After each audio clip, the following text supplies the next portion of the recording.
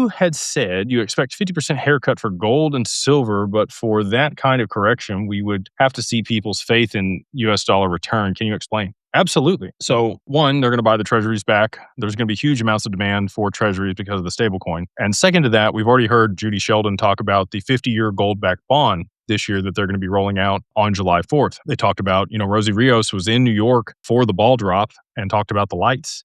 There was 589 lights in the 2026 fixture that they had there in New York, and that would be used again on July 4th this year when they announced that, which is not that far.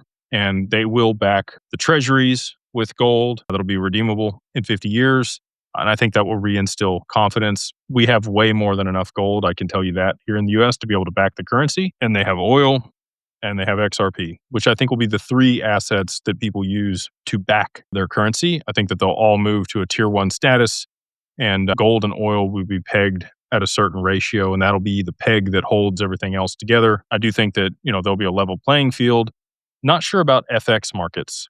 It's going to be interesting to see exchange rates on currencies and how that fluctuates on this new system.